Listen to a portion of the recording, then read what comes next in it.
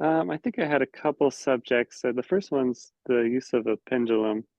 So I've been using this more often to try to like connect, with my guide and ask different questions, either relating to anything from like, hey, where might this item be to is this person having an issue in this arm or something of that nature?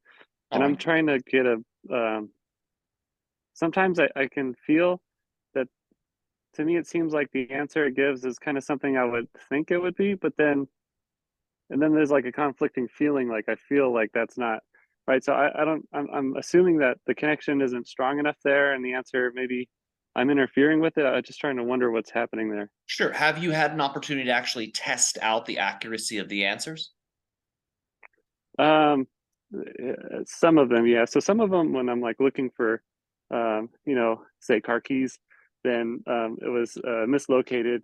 Like the answer was wrong. But however, sometimes when I'm using it, when I'm trying to do like an energy reading on somebody, and I'm asking, okay, well, I feel it's in this area of the body. Is it the back or is it the lungs? And then, for example, when it came out that it was the lungs, that the person that I was talking to confirmed that they had a lung thing going on.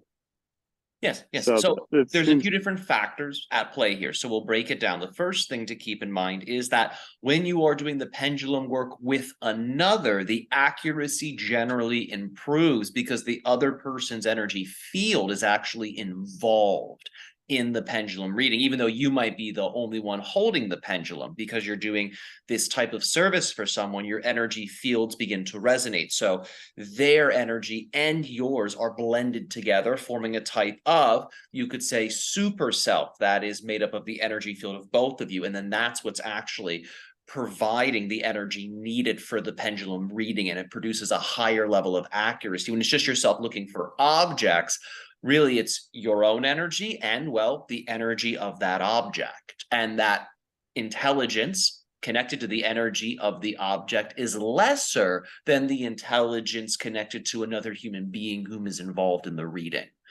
The other thing to keep in mind is that before each pendulum reading, the reader ought to neutralize themselves energetically as deeply as they can, because your own vested interest in finding an object or getting a particular answer can dominate the energy quality that is connected to the energy you're feeding into the pendulum. So that can also warp the answers. So neutralization exercise beforehand is of great importance.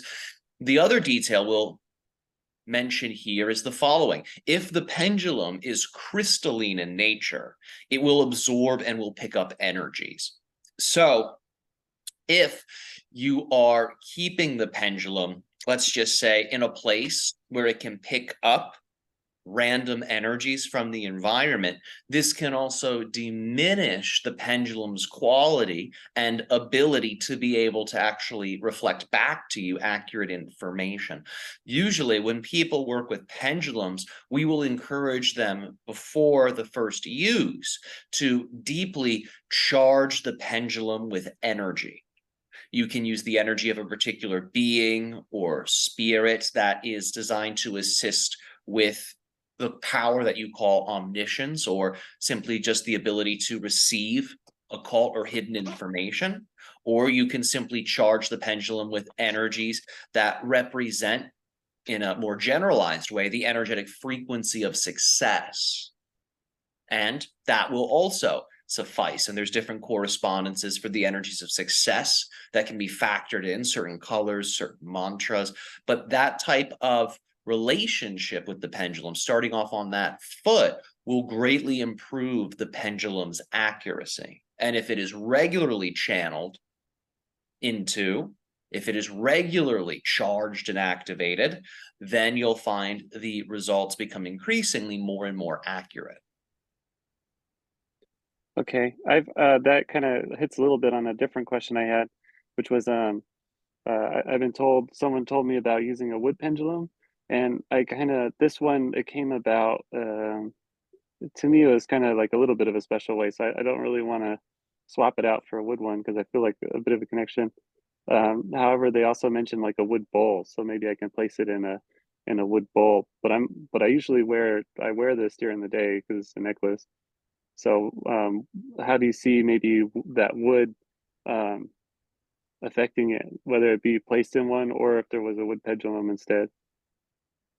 It may have a slight neutralization effect in terms of placing the pendulum in a wooden bowl. A wood pendulum can be used, really any object can be a pendulum. Any object that is suspended from a string or a chain or something like this can function as a pendulum. You'll find the crystalline pendulums are more sensitive to energy and will hold your energetic programs and intentions. So we would suggest working with the crystalline materials. The wooden materials can produce more of a neutralized answer. However, they have a minimal ability to hold and store and retain energy and information. So you could play around with that, but if you're already strengthening this relationship with your current pendulum, we would advise continue to work with this.